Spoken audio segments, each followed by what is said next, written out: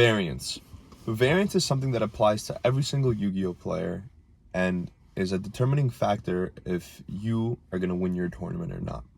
Now, let's say both players have the same level of variance, right? The odds of them bricking or the odds of them, not drawing a certain card into the mid game to help them win, whatever, right? Let's just say everyone has the same amount of variance.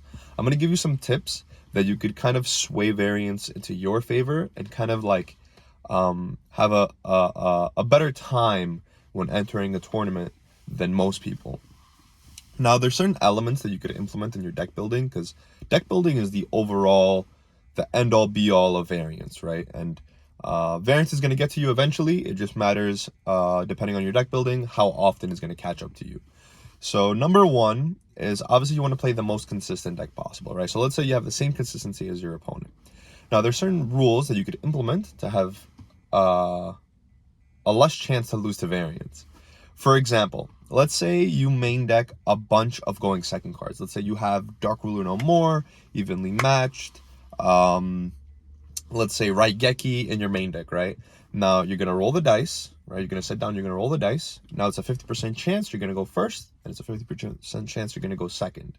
Now, if variance falls into your favor, right? Let's say you're playing a going second deck, you could lose the dice roll, right? They could go first, they can make their board, and then you could evenly match them, Dark Ruler them, and kind of swing the game into your favor, right?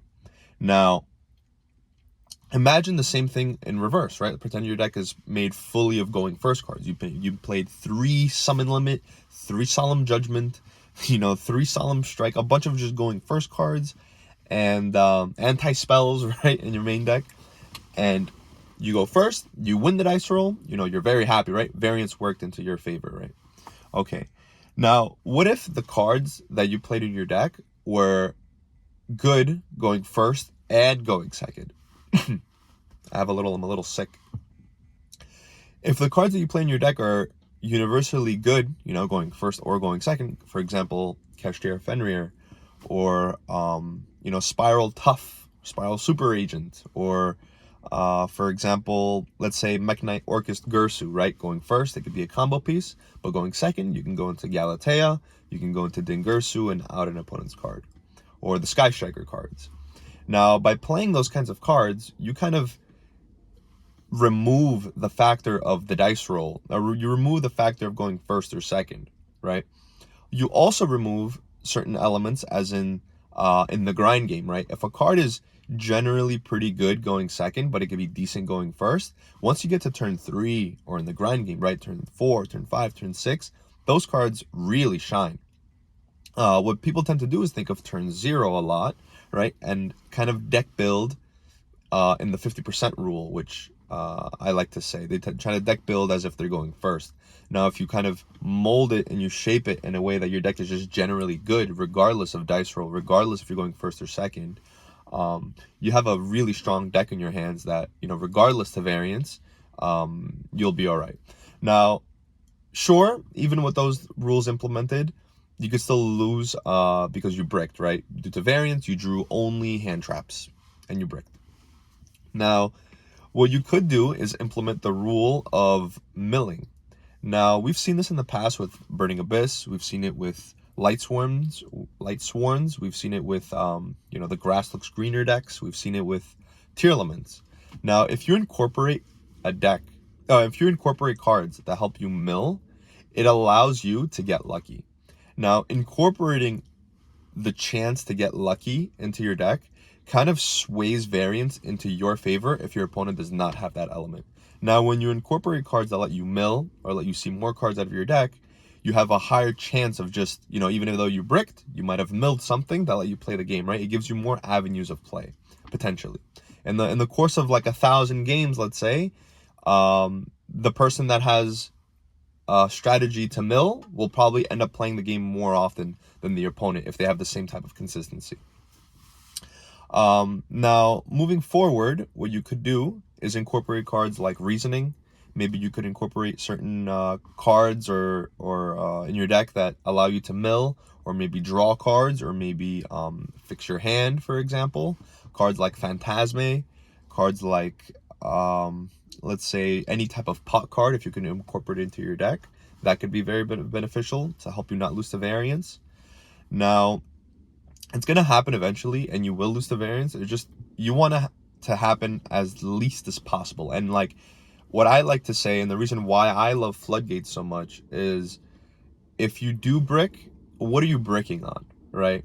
What people tend to brick on is hand traps, right? What tends to happen, the majority of people, they just decide to play like 9 to 12 to 15 hand traps, or even 18 hand traps now, and they get into hand trap wars, right? They'll hand trap you, and then you'll hand trap them back, and then you keep top decking, right, until you see a starter. And even if you do see a starter, your opponent's gonna have 3-4 cards in their hand with another hand trap, right? So you're getting into this battle, and if you lose like that, I wouldn't even say that's variance. I would say like you're losing because of deck building. Personally, what I like to do is incorporate some sort of floodgate or some sort of like alternative win condition, right? Therefore, if I do brick, right, I want to set rivalry of warlords. I want to set skill drain. Like bricking on those types of cards allow you to not lose to variance as much, you know? And the off chance that you do brick, you know, you're bricking on amazing cards, right? You're not bricking on a slap on the wrist card, right? Or like you're top decking a droll, or you're top decking like an ash blossom.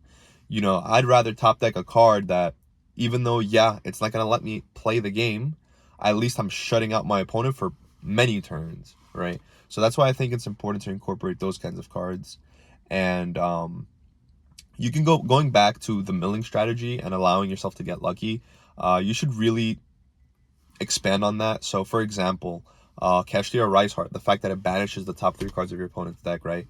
Due to variance, you know, you might have banished something really important from your opponent's top deck, and that's something that's just an added benefit to the deck. It's just, you get it by playing Kashtira Rise Heart, right? You can get lucky, and variance could swing into your favor, and you could banish something really important. Now, this also works with runics. People that play runic decks, they've experienced this, where they banish something really important. So don't just think about it as milling. Think about it as, you know, there's different ways to think about it. You know, banishing cards from your opponent's deck, or, you know, making them mill, or you know, getting resources out of your opponent's deck or their extra deck, which is the reason why I like Kashtira so much. So those are the tips for today, and those are some ways you could swing variance into your favor. And keep in mind, if you don't want to lose to variance as much, play alternative win conditions such as floodgates, and maybe play a certain strategy into your deck, right? What people tend to do is they play Kashtira Fenrir, and I think that's an amazing utility card, because, you know, you could draw an Ash Blossom, you could draw something like that, but having a big body that, you know, you could win. People know this, that played Kashtira Fenrir, they've played Bystials before in their deck, where sometimes you win games by not even playing your deck, right? And you're like, wow, I won this game because I didn't even get to play. Well, yeah, because those cards provide some sort of utility, right? They're a utility card, but they're also a body that lets you attack to deal damage, right? Or like they do something on the following turn, right? Just as Magnamut, Jewish Worm, Fenrir, cards like that. So try to focus on cards like that, and you'll lose to variance less.